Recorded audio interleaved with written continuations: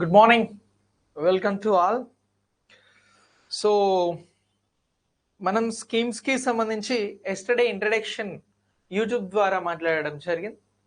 So schemes అనేవి మీరు group 1 prelims రాస్తా ఉన్నట్లయితే 9th అండ్ 10th టాపిక్ లో మిమ్మల్ని అడగడం జరుగుతూ ఉంది. సో దీనికి సంబంధించి ఈ క్లాస్ ద్వారా మనం సెంట్రల్ స్కీమ్స్ చాలా క్వశ్చన్స్ అడుగుతారు. సో వాటి పాయింట్ ఆఫ్ వ్యూలో ముందుగా మనం లేటెస్ట్ స్కీమ్స్ ని గురించి నేర్చుకుందాం. సో స్కీమ్స్ కి సంబంధించి మాట్లాడాల్సి వస్తే లేటెస్ట్ స్కీమ్స్ అని అంటున్నాం కదా, ఈ లేటెస్ట్ స్కీమ్స్ కి సంబంధించి భారతదేశ వ్యాప్తంగా ఉన్నటువంటి కేంద్ర ప్రభుత్వ పథకాలు లేదా కార్యక్రమాలు లేదా విధానాలు, పాలసీస్ కానీ స్కీమ్స్ కానీ ప్రోగ్రామ్స్ కానీ అన్నీ కూడా స్కీమ్స్ లో భాగంగానే చూడాల్సి ఉంటుంది. అయితే ఈ 2024 నుంచి ఎగ్జామ్ జరిగేంత వరకు మనకు ఒక 6 months గ్యాప్ అనేది ఉంటా ఉంది. ఇందులో జనవరి నుంచి మే ఎండింగ్ వరకు ఉన్నటువంటి అన్ని స్కీమ్స్ ప్రోగ్రామ్స్ పట్ల అవగాహన ఉండాలి. ఎందుకు అనంటే ఇటీవల ఆంధ్రప్రదేశ్లో జరిగినటువంటి గ్రూప్ 1 గ్రూప్ 2ను అబ్జర్వ్ చేసిన, ప్రీవియస్లో తెలంగాణలో జరిగినటువంటి ఎగ్జామ్స్ని అబ్జర్వ్ చేసిన, లేటెస్ట్ అప్డేట్స్ ఒక 10-15 రోజుల ముందు వరకు కూడా మనకు అన్ని అంశాల మీద అవగాహన ఉండాల్సి ఉంటుంది. ముఖ్యంగా స్కీమ్స్ కి సంబంధించి కూడా కరెంట్ పాయింట్ ఆఫ్ వ్యూలో స్కీమ్స్ ని గురించి అడుగుతూ ఉంటారు కాబట్టి సో ఇది మనం నేర్చుకోవాల్సినటువంటి కీలకమైనటువంటి విభాగం. సో ఈ విభాగంలో మీకు క్వశ్చన్స్ అనేవి ఏ విధంగానైనా అడగొచ్చు. ఏ విధంగా మీన్స్ అంటే ఈజీగా అడగొచ్చు, టఫ్గా అడగొచ్చు. సో టఫ్ అనేది ఈజీ అనేది ఎలా డిపెండ్ అయి ఉంటుంది అని అంటే మనం నేర్చుకునేటువంటి సబ్జెక్ట్ మీద డిపెండ్ అయి ఉంటుంది. సో అంశాన్ని మనం క్లియర్గా నేర్చుకోగలిగితే క్వశ్చన్ ఎలా ఇచ్చినా ఆన్సర్ చేస్తాం. అదే అంశం మీద పట్టు లేకుంటే ఈజీగా ఇచ్చినా టఫ్గా ఇచ్చినా మనం ఆన్సర్ అనేది చేయడం కష్టంగా ఉంటుంది. సో అలాంటి కష్టాలను తొలగిస్తూ మనం స్కీమ్స్ కి సంబంధించినటువంటి అన్ని అంశాలను చాలా క్లియర్గా వివరణాత్మకంగా నేర్చుకోవడం అనేది చాలా చాలా ఇంపార్టెంట్. సో ఇలా ఈ పాయింట్ ఆఫ్ వ్యూలో మనం స్కీమ్స్ కి సంబంధించి జనవరి 2024 నుంచి ఉన్నటువంటి అన్ని స్కీమ్స్ ని కూడా చెప్తా. ఈ జనవరి 2024లో స్కీమ్స్ కి సంబంధించి, పాలసీస్ కి సంబంధించి, ప్రోగ్రామ్స్ కి సంబంధించి ఒక 10 నుంచి 11 మనం రెడీ చేయడం జరిగింది. సో వీటికి సంబంధించినటువంటి పీడిఎఫ్ కూడా నేను క్లాస్ అనంతరం మీకు అక్కడ పొందుపరుస్తా, అంటే ఐ మీన్ అప్లోడ్ చేస్తా. మీరు ఈ పీడిఎఫ్ ని కూడా పొందవచ్చు. సో ఇప్పుడు స్కీమ్స్ కి సంబంధించి ముందుగా మనం డిస్కస్ చేయబోతున్నటువంటి స్కీమ్ ఏంటి అని అంటే స్మార్ట్. సో స్మార్ట్ స్కీమ్ అనేది దేనికి సంబంధించింది అని నేను ఒక ప్రశ్న అడుగుతున్నా. ఈ ప్రశ్నకి మీరు అందరూ కూడా ఆన్సర్ ని పోస్ట్ చేయండి. సో ఇప్పుడు స్కీమ్స్ కి సంబంధించి మాట్లాడుతున్నటువంటి అంశం ఏమిటి అని అంటే స్కీమ్స్ అని అంటున్నాం లేదా పథకాలు అని అంటున్నాం. ఇందులో మనం కేంద్ర ప్రభుత్వ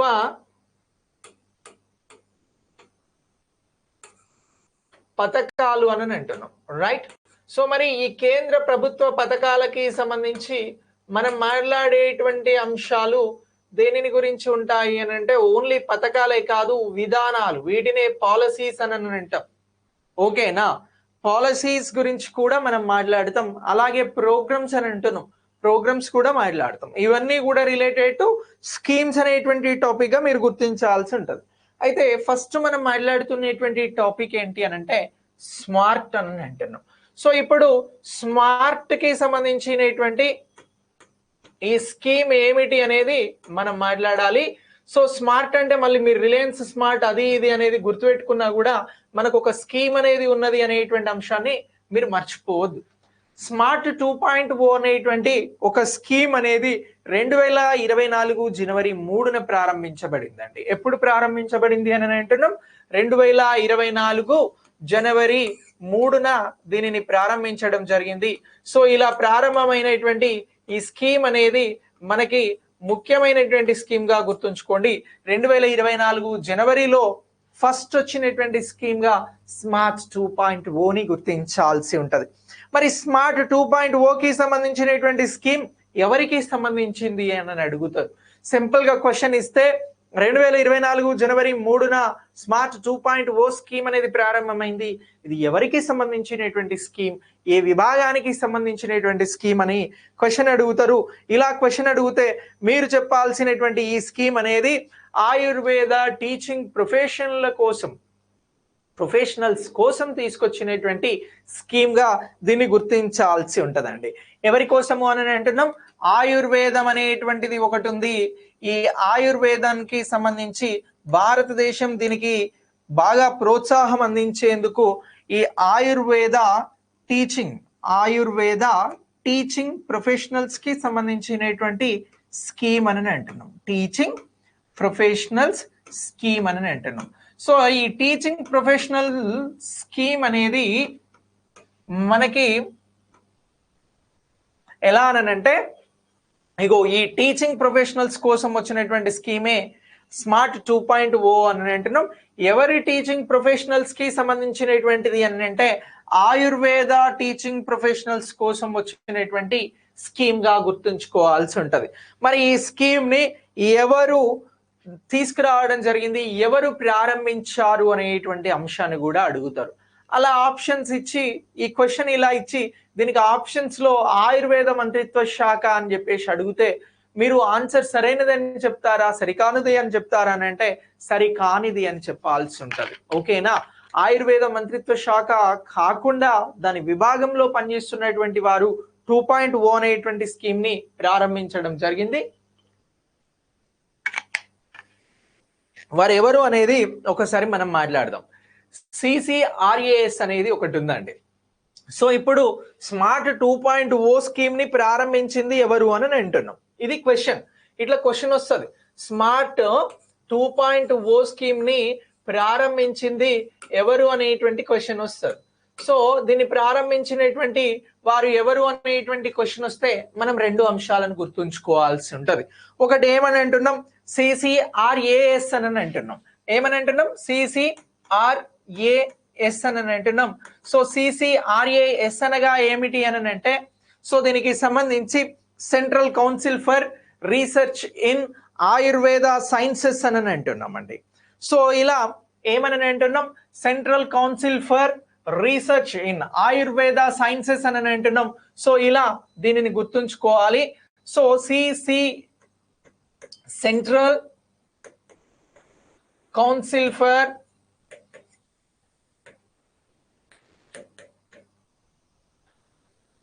research in Ayurveda sciences, research in Ayurveda sciences అని అంటున్నాం. సో ఇలా ఈ ఆయుర్వేద సైన్సెస్ కోసం ఉన్నటువంటిదే ఈ మనం మాట్లాడుతున్నటువంటి ఇది. సో దీనిని CCRAS అని అంటున్నాం. ఇది అలాగే దీనితో పాటు మరొకటి ఏమిటి అని అంటే national commission for Indian system of medicine అని అంటున్నాం అండి. సో దీనిని NCISM అని అంటాం. మరొకటి ఏంటి అని అంటున్నాం, NCISM. ఇగో ఈ రెండు అత్యంత కీలకమైనటువంటివి, వీటిని గుర్తుంచుకోండి. సో NCISM అనగా ఏమిటి అని అంటే national commission for Indian system of medicine అని అంటున్నామండి. National commission for Indian system of medicine, national commission for Indian system of medicine అని అంటున్నామండి. ఇండియన్ సిస్టమ్ ఆఫ్ మెడిసిన్ అని అంటున్నాం. సో ఇలా ఇగో ఈ రెండు కూడా మనకి కలిసి ప్రారంభించినటువంటిదే స్మార్ట్ అనేటువంటిదిగా గుర్తుంచుకోండి. ఇప్పుడు అర్థమైంది కదా స్మార్ట్ అనేటువంటిది ఏమిటి అని అంటే ఇది ఆయుర్వేదంలో టీచింగ్ ప్రొఫెషనల్స్ కి సంబంధించింది అని అంటున్నాం. స్మార్ట్ 2.0 2024లో ప్రారంభించడం జరిగింది. దీన్ని ప్రారంభించింది ఎవరు అని అంటే CCRAS, NCISM అనేటువంటివి ప్రారంభించారు అని అంటున్నాం. CCRAS అనగా ఏమిటి అని అంటే central council for research in Ayurveda sciences అని అంటున్నాం. NCISM అని అంటే ఏమిటి అని అంటే national commission for Indian system of medicine అని అంటున్నాం. సో ఇలా ఈ రెండు కలిసి ప్రారంభించినటువంటిదే స్మార్ట్ 2.0 అని చెప్పేసి గుర్తించాలి. ఇలా స్మార్ట్ 2.0 అనేటువంటి స్కీమ్ అనేది ఆయుర్వేద టీచింగ్ ప్రొఫెషన్స్ ని ఇంప్రూవ్ చేయడం కోసం వచ్చింది అనేటువంటి అంశాన్ని ఇక్కడ మనం గుర్తించాల్సి ఉంటుందండి. సో ఇప్పుడు ఈ టీచింగ్ ప్రొఫెషనల్స్ ఈ స్మార్ట్ 2.0 ప్రోగ్రామ్ లో ఏం చేస్తారు అనేటువంటి అంశాన్ని మనం మాట్లాడాలి. మనకి స్మార్ట్ 2.0 అంటే తెలిసింది, స్మార్ట్ 2.0ను ప్రారంభించినటువంటి వారు ఎవరో తెలిసినది. ఓకే, ఇక్కడి వరకు క్లియర్ అయింది. అసలు స్మార్ట్ 2.0 అనేటువంటి స్కీమ్ అనేది ప్రోగ్రామ్ అనేది రన్ అవుతా ఉంది. సో ఇలా రన్ అవుతున్నటువంటి ఈ కార్యక్రమంలో, ఈ పథకంలో, ఈ ప్రోగ్రామ్ లో ఏ అంశాలు ప్రాధాన్యత అంశాలుగా ఉంటాయి అని అడిగినప్పుడు క్వశ్చన్ అనేది ఇన్ డెప్త్ క్వశ్చన్ అవుతుందండి. సో దీనిని గురించి కూడా మనం నేర్చుకుందాం. సో ఇప్పుడు ఈ ప్రోగ్రామ్ అంటే ఏమిటి అనేది ఒకసారి మనం క్లియర్ గా మాట్లాడదాం. ఏమని అంటున్నాం? సో స్మార్ట్ 2.0 ప్రోగ్రామ్ అనగా ఏమిటి? సో స్మార్ట్ 2.0 ప్రోగ్రామ్ గురించి మాట్లాడుతున్నాం కాబట్టి 2.1 కూడా ఉన్నది. దీనిని గురించి నేను మీకు ముందు అప్డేట్ చేస్తా అనేటువంటి అంశాన్ని ఒకసారి గుర్తుంచుకోండి. ఓకేనా? సో ఇలా ఈ అంశం అనేది మనకు ముఖ్యమైనటువంటి అంశం. ఓకే, ఒక్క నిమిషం. సాయి ఉన్నావా? ఒకసారి మ్యూట్ పెట్టు. ఒక కాల్ వచ్చింది. మ్యూట్ పెట్టబ్బా. హలో,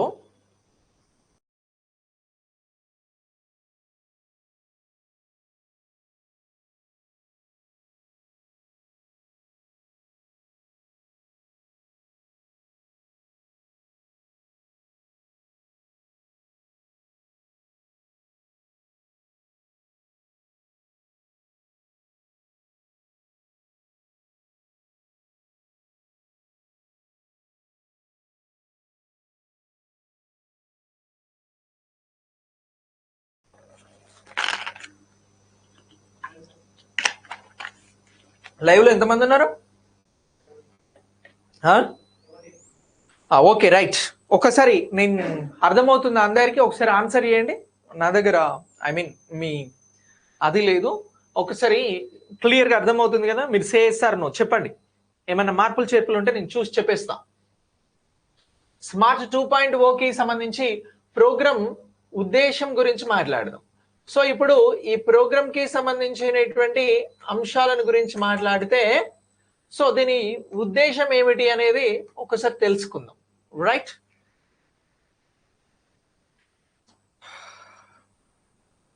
ఆన్సర్ చేశారా? క్లియర్. Okay, right. సో ఇప్పుడు భారతదేశ వ్యాప్తంగా ఆయుర్వేదానికి సంబంధించినటువంటి ఆసుపత్రులు అనేవి ఉన్నాయండి. సో అలాగే ఆయుర్వేదానికి సంబంధించిన విద్యా సంస్థలు ఉన్నాయి. సో వీటికి సంబంధించి ఈ ఆయుర్వేదంలో క్రిటికల్ గా ఉండేటువంటి అధ్యయనాలు ఏవైతే ఉంటాయో, అంటే ఏ సబ్జెక్ట్ తీసుకున్నా కొన్ని సబ్జెక్టులు ఈజీగా అర్థమైతే, కొన్ని సబ్జెక్టులు క్రిటికల్ గా ఉంటాయి. సో ఇందులో విద్యా సంస్థలకి సంబంధించినటువంటి టీచర్స్ కానీ, అలాగే ఆసుపత్రులలో బోధించేటువంటి టీచర్స్ కానీ ఇక్కడ సమన్వయపరుస్తూ, ఏ అంశాలను సమన్వయపరుస్తూ అని అంటున్నాం? ఆయుర్వేదంలో ఉన్నటువంటి క్రిటికల్ థింగ్స్ ఏవైతే ఉంటాయో వాటిని సమన్వయపరుస్తూ నాలెడ్జ్ షేరింగ్ చేసుకోవడం అనేది ఈ ప్రోగ్రామ్ యొక్క ముఖ్య ఉద్దేశం. ఈ ప్రోగ్రామ్ ఎవరికి సంబంధించింది అని అన్నాం? టీచర్లకి సంబంధించింది. సో ఇలా టీచర్లకి సంబంధించినటువంటి ఈ ప్రోగ్రామ్ కి సంబంధించి ఏమని అంటున్నాం? నాలెడ్జ్ షేరింగ్ లో లేదా ఆయుర్వేద క్రిటికల్ అంశాలని, ఆయుర్వేదంలో క్రిటికల్ గా ఉన్నటువంటి అంశాలు ఏవైతే ఉన్నాయో ఇగో వీటికి సంబంధించి విద్యా సంస్థలు, ఏ విద్యా సంస్థలు అని అంటున్నాం ఇక్కడ అనంటే ఆయుర్వేదానికి సంబంధించినటువంటి విద్యా సంస్థలు, ఇదే ఆయుర్వేదానికి సంబంధించినటువంటి ఆసుపత్రులు అని అంటున్నాం. ఇగో వీరందరూ కూడా ఇక్కడ స్మార్ట్ 2.0 ద్వారా ఏం చేస్తారు అని అంటే నాలెడ్జ్ ని షేర్ చేసుకుంటారు అనేటువంటి అంశాన్ని ఇక్కడ మనం అవగాహన కలిగి ఉండాల్సి ఉంటది. సో ఇలా ఇగో ఈ అంశాన్ని ఇక్కడ కోఆర్డినేట్ చేసుకోవడం జరుగుతుంది, నాలెడ్జ్ ని షేర్ చేసుకోవడం జరుగుతుంది. ఎవరు అని అంటే ఈ విద్యా సంస్థలు, ఆసుపత్రులకి సంబంధించినటువంటి టీచింగ్ ప్రొఫెషన్ లో ఉన్నటువంటి వారు. ఓకే, టీచింగ్ ప్రొఫెషనల్స్ అని అంటున్నాం. సో ఇలా ఇగో వీరందరూ కూడా నాలెడ్జ్ ని షేర్ చేసుకుంటారు అనేటువంటి అంశాన్ని ఇక్కడ మనం క్లియర్ గా గుర్తించాల్సి ఉంటది. ఇక నెక్స్ట్ దీని తర్వాత మరొక అంశం ఏంటి అని అంటే ప్రజా ఆరోగ్య సంరక్షణకి సంబంధించి, ఎలా ఆయుర్వేదంలో ప్రజా ఆరోగ్య సంరక్షణకి సంబంధించినటువంటి స్పష్టమైనటువంటి అంశాలను రూపొందించాల్సిన బాధ్యత కూడా ఈ టీచింగ్ ప్రొఫెషనల్స్ కి ఉంటది. సో ఇప్పుడు ఆయుర్వేదం ప్రజారోగ్యము అని అంటున్నాం. సో ఈ ప్రజారోగ్యంకి సంబంధించి ఎందులో అంటే ఆయుర్వేదంలో స్పష్టమైనటువంటి అంశాలను రూపొందించాలి. దేనిలో అంటున్నాం? ఆయుర్వేదంలో స్పష్టమైన అంశాలను రూపొందించాలి. సో ఇలా రూపొందించడం అనేది కూడా ఇంపార్టెంట్ గా మీరు గుర్తించాలి. ఓకే, సో ఇలా ఇగో ఈ అంశాన్ని కూడా స్మార్ట్ 2.0 ద్వారా ఈ లక్ష్యాన్ని ఛేదించేందుకు వర్క్ చేస్తా ఉన్నారు అనేటువంటి అంశాన్ని మనం గుర్తించాలి. ఇక ఆయుర్వేదానికి సంబంధించి ఇప్పటికీ కూడా గ్రామీణ ప్రాంతాలలో చాలా చోట్ల ఆయుర్వేదానికి ప్రయారిటీ ఇస్తారు. అయితే ఇప్పుడు ఆయుర్వేదాన్ని బలంగా భారతీయ సంస్కృతిలో మరొకసారి తీసుకువెళ్లేందుకు ప్రపంచవ్యాప్తంగా కూడా దీన్ని ఇంట్రడ్యూస్ చేసేందుకు ప్రస్తుత ప్రభుత్వం ప్రయత్నం చేస్తా ఉంది.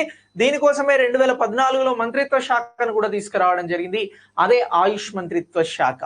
అయితే ముఖ్యంగా గ్రామీణ ప్రాంత ప్రజలకి సంబంధించి ఉండేటువంటి అంశాలలో, సమస్యలలో ఒక సానుకూల ధోరణిని కూడా తీసుకురావడం ఈ టీచింగ్ ప్రొఫెషనల్స్ ద్వారా సాధ్యమవుతుంది. కాబట్టి సో ముఖ్యంగా ఈ స్త్రీలకి సంబంధించినటువంటి అంశాలలో, స్త్రీలకి సంబంధించినటువంటి మెడికల్ భద్రతలో ఆయుర్వేదానికి సంబంధించినటువంటి అంశాల పట్ల ఇది ఒక ప్రత్యేకమైనటువంటి ప్రోగ్రామ్ ని డిజైన్ చేయాల్సి ఉంటది. అది పోషకాహారం నుంచి స్త్రీలలో జరిగేటువంటి రక్తస్రావం వరకు అన్ని అంశాలకి సంబంధించి ఇది ఇగో స్పష్టమైనటువంటి అంశాలను రూపొందించడం పైన కూడా దృష్టి సారిస్తా ఉంది. ఏది దృష్టి సారిస్తా ఉంది అని అంటే ఈ స్మార్ట్ 2.0 అనేటువంటి ప్రోగ్రామ్ దృష్టి సారిస్తా ఉంది అనేటువంటి అంశాన్ని ఇక్కడ మనం క్లియర్ గా గుర్తించాల్సి ఉంటది. సో ఇది ఇక్కడ మనం మాట్లాడుతున్నటువంటి స్మార్ట్ 2.0 ప్రోగ్రామ్ కి సంబంధించినటువంటి ఉద్దేశం, లక్ష్యాలు. సో మిమ్మల్ని క్వశ్చన్ డిఫికల్ట్ గా అడగాలనుకున్నప్పుడు, డెప్త్ గా అడగాలనుకున్నప్పుడు ఇగో ఇలాంటి అంశాలను బేస్ చేసుకొని క్వశ్చన్ అడుగుతారండి. ఇలాంటి అంశాలు మీకు స్టేట్మెంట్స్ గా వస్తాయండి. సో మీరు ఇలా ఈ అంశాన్ని అర్థం చేసుకోవాల్సి ఉంటది, చాలా చాలా ఇంపార్టెంట్. ఓకే, ఇక నెక్స్ట్ మనం స్మార్ట్ 2.0 గురించి మాట్లాడుతున్నాం కాబట్టి ఇక్కడ స్మార్ట్ 2.1 స్మార్ట్ 1.0 గురించి కూడా ఒకసారి మాట్లాడదాం. సో ఇప్పుడు స్మార్ట్ 2.0 గురించి మాట్లాడిన సందర్భంగా స్మార్ట్ 1.0 గురించి కూడా చెప్తా ఉన్నా. స్మార్ట్ 1.0 అనేది ఎప్పుడు తీసుకురావడం జరిగింది భారతదేశంలో అని అంటే 2022లో దీన్ని ప్రారంభించడం జరిగిందండి. సో 2022లో ప్రారంభించినప్పుడు స్మార్ట్ 1.0 ద్వారా మొత్తం దేశవ్యాప్తంగా ఆయుర్వేద కళాశాలలకి సంబంధించి 38 కళాశాలలకి సంబంధించినటువంటి అధ్యాపకులు ఇందులో క్రియాశీలకంగా వ్యవహరించడం జరిగింది అనేటువంటి అంశాన్ని మీరు గుర్తుంచుకోండి. ఎంత అని అంటున్నాం? 38 కళాశాలలకి సంబంధించినటువంటి 38 విద్యా సంస్థలకి సంబంధించినటువంటి సంస్థల టీచింగ్ ప్రొఫెషన్ లో ఉన్నటువంటి అధ్యాపకులు, టీచింగ్ లో ఉన్నటువంటి అధ్యాపకులు కీలకంగా వ్యవహరించడం జరిగింది స్మార్ట్ 2.1లో. ఓకే, కీలకంగా వ్యవహరించారు అనేటువంటి అంశాన్ని గుర్తుంచుకోండి, ఇది ఇంపార్టెంట్, రైట్? సో ఇక నెక్స్ట్ దీనిని తర్వాత స్మార్ట్ ఈ 1.0 ద్వారా ఎన్ని రకాల వ్యాధులను కవర్ చేసేందుకు మీరు ప్రయత్నం చేశారు అని అడుగుతారు. ఇక్కడ మీరు 2 అంశాలను అప్డేట్ అవుతున్నారండి, స్మార్ట్ 2.0, స్మార్ట్ 1.0. సో స్మార్ట్ 1.0కి సంబంధించి 2022లో ఇది ప్రారంభమైంది అని అంటున్నాం. స్మార్ట్ 1.0 అనేది ప్రారంభమైనప్పుడు ఇందులో దేశవ్యాప్తంగా 38 కళాశాలల నుంచి అధ్యాపకులు కీలకంగా పాల్గొనడం జరిగింది అని అంటున్నాం. మరి స్మార్ట్ 1.0కి సంబంధించి ఇక్కడ మనం మాట్లాడుతున్నటువంటి ఈ విద్యా సంస్థలకి సంబంధించినటువంటి టీచర్స్ అనేవారు ఈ కార్యక్రమంలో పాల్గొని ఆయుర్వేదానికి రిలేటెడ్ గా 10 వ్యాధులకి సంబంధించి వీరు వీటిని ఎదుర్కొనేందుకు కవర్ చేసేందుకు ప్రయత్నం చేశారు అనేది ఇక్కడ గుర్తుంచుకోవాలి. ఆయుర్వేదం ద్వారా ఎన్ని వ్యాధులు కవర్ చేయబడ్డాయి స్మార్ట్ 1.0లో అంటే 10 వ్యాధులు కవర్ చేయబడ్డాయి అనేటువంటి అంశాన్ని కూడా మీరు గుర్తుంచుకోండి, చాలా చాలా ఇంపార్టెంట్. సో ఇలా స్మార్ట్ 1.0 గురించి అడిగితే ఇది 2022లో స్టార్ట్ అయింది అని అంటున్నాం. స్మార్ట్ 2.0 అనేది 2024లో స్టార్ట్ అయింది అని అంటున్నాం. ఇంత క్లియర్ గా మీరు ఆన్సర్ చేయగలిగితే మీ మార్క్ ఎక్కడికి పోదు. ఓకే, సో ఇలా స్మార్ట్ 1.0కి సంబంధించినటువంటి అంశాన్ని ఇక్కడ మనం ప్రత్యేకంగా గుర్తించాల్సి ఉంటది. ఇక నెక్స్ట్ మనం 2 అంశాలను గురించి ప్రధానంగా మాట్లాడడం జరిగింది. ఇందులో ఒకటి CCRAS గురించి మాట్లాడినామండి. దేని గురించి మాట్లాడినాం? CCRAS గురించి మాట్లాడినాం. దీన్ని ఏమని పిలిచినాం మనం? Central council for research in Ayurveda sciences అని పిలిచినాం. సో ఈ CCRAS అనేది ఏ మంత్రిత్వ శాఖ కింద పనిచేస్తుంది అని చెప్పేసి మిమ్మల్ని అడిగితే మీరు చెప్పాల్సినది ఏమిటి అని అంటే ఇది ఆయుష్ మంత్రిత్వ శాఖ కింద పనిచేస్తున్నటువంటి అత్యున్నత సంస్థ అని చెప్పేసి చెప్పాలి. ఏ మంత్రిత్వ శాఖ అని అంటున్నాం? ఆయుష్ మంత్రిత్వ శాఖ కింద పనిచేస్తున్నటువంటి అత్యున్నత మంత్రిత్వ శాఖ అని గుర్తుంచుకోండి. సో ఆయుష్ మంత్రిత్వ శాఖ కింద ఇది అత్యున్నత సంస్థ అనేటువంటి అంశం మీరు మర్చిపోవద్దు.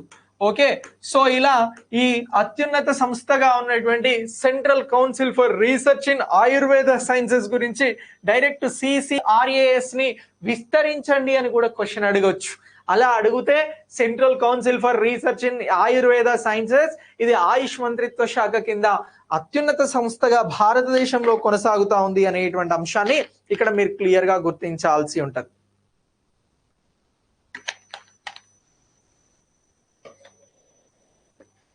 మరి ఇది ఏం చేస్తారు సార్? దీని ప్రధానమైనటువంటి పని ఏంటి అని అంటే ఇప్పుడు ఆయుర్వేదానికి సంబంధించినటువంటి ఏదైతే శాస్త్రీయ మార్గాలు ఉన్నాయో వీటికి సంబంధించినటువంటి పరిశోధన యొక్క సూత్రీకరణ, సమన్వయం, అలాగే అభివృద్ధి, ప్రచారం. అంటే ఆయుర్వేదానికి సంబంధించినటువంటి శాస్త్రీయ కోణాలను అన్వేషిస్తూ ఆయుర్వేదానికి సంబంధించినటువంటి ప్రచారం వరకు కూడా బాధ్యతలను నిర్వహించేదే మనం మాట్లాడుతున్నటువంటి central council for research in Ayurveda sciences అని గుర్తుంచుకోవాలి.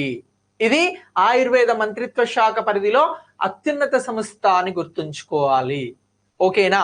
సో ఇక నెక్స్ట్ మనం ఇక్కడ మాట్లాడినటువంటి మరొక సంస్థ ఏమిటి అని అంటే NCISM అని అన్నాం. మరి ఈ NCISM అనగా ఏమిటి అని అంటే national commission for Indian system of medicine అని చెప్పేసి మాట్లాడినాం. సో ఇలా మనం మాట్లాడినటువంటి ఈ సంస్థకి సంబంధించి దీన్ని ఎప్పుడు ప్రారంభించడం జరిగింది అని అంటే దీనిని మనం చట్టబద్ధమైనటువంటి సంస్థగా గుర్తించాల్సి ఉంటుందండి. National commission for Indian system of medicine act ఉంది. ఈ యాక్ట్ ఎప్పుడు వచ్చింది అని అడుగుతారు. అలా అడిగితే మీరు చెప్పండి ఆన్సర్ 2020లో రావడం జరిగింది అని చెప్పండి. సో ఇక్కడ NCISM అనేది ఆయుర్వేదంలో కీలకంగా వ్యవహరించడం జరుగుతా ఉంది. ఇండియన్ మెడిసిన్స్ కి సంబంధించి ఇది చట్టబద్ధమైన సంస్థ అని అడుగుతారు. ఎస్, ఇది చట్టబద్ధమైన సంస్థ. ఇది 2020లో వచ్చింది, చట్టబద్ధ సంస్థగా మారింది అనేటువంటి అంశాన్ని ఇక్కడ మీరు ముఖ్యమైనటువంటి అంశంగా గుర్తించాల్సి ఉంటది. ఈ పాయింట్ ఆఫ్ వ్యూలో ఎగ్జామినేషన్ లో క్వశ్చన్ అడిగినప్పుడు మీకు ఇది ఇంపార్టెంట్ అనేటువంటి అంశాన్ని మీరు మర్చిపోకూడదు. సో ఇలా ఈ చట్ట ప్రకారం ఏర్పడినటువంటి ఇది దేనికోసం పనిచేస్తుంది అని అంటే మనకు ఆయుష్ కి సంబంధించినటువంటి మంత్రిత్వ శాఖలో ఆయుష్ అనగా అర్థం ఏమిటి అని అంటే సో ఇందులో ఆయుర్వేదానికి సంబంధించి, యునానీకి సంబంధించి, సిద్ధ మరియు ఇలాంటి వైద్య విధానాలకి సంబంధించినటువంటి అంశాలకు మరింత స్ట్రాంగ్ సపోర్ట్ ని ఇస్తూ ఇది వర్క్ చేస్తుంది అనేటువంటి అంశాన్ని మీరు గుర్తుంచుకోవాలి. ముఖ్యంగా ఆయుష్ మంత్రిత్వ శాఖకి ఈ మెడిసిన్స్ కి సంబంధించి ఒక సపోర్ట్ ని ఇచ్చేటువంటి దానిగా మీరు national commission for Indian system of medicine 2020ని గుర్తించాల్సి ఉంటది.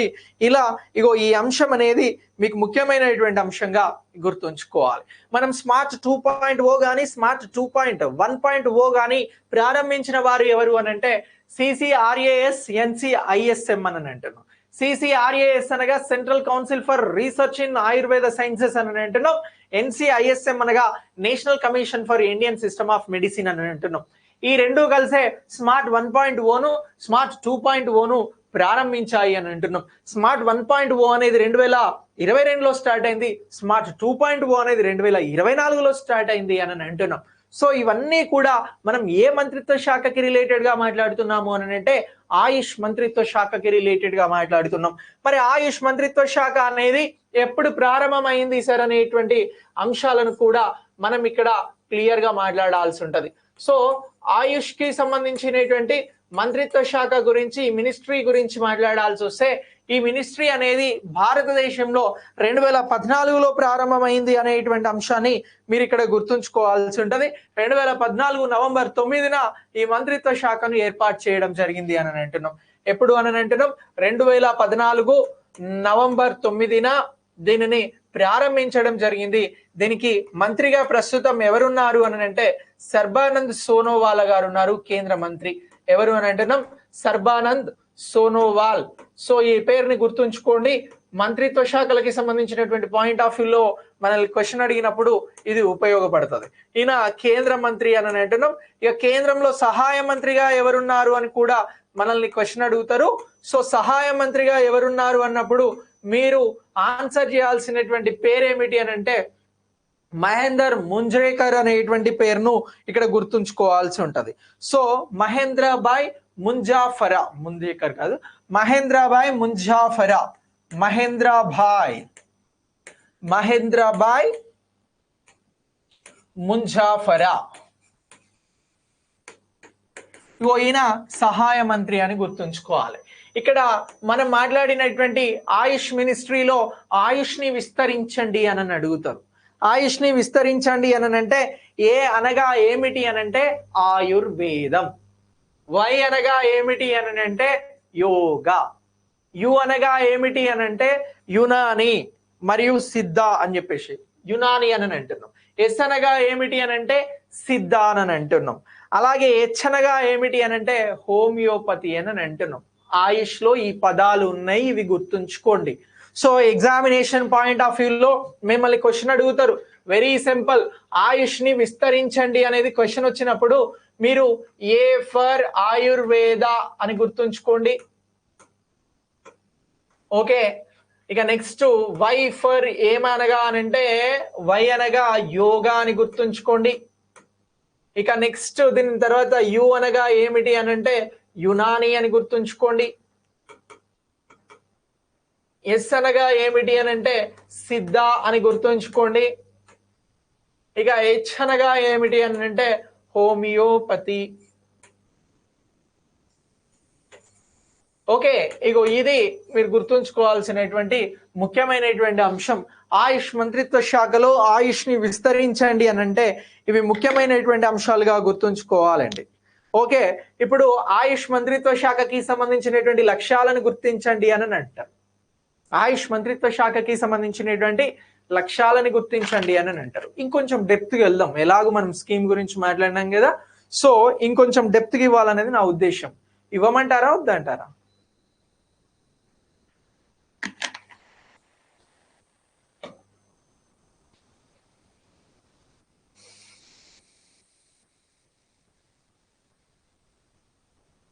వెంకట్ ఉన్నావా? ఏం చెప్తారు మా వాళ్ళు? ఎంతమంది ఉన్నారు? ఏమైంది? ఏం రెస్పాండ్ అవుతలేరట మీరు.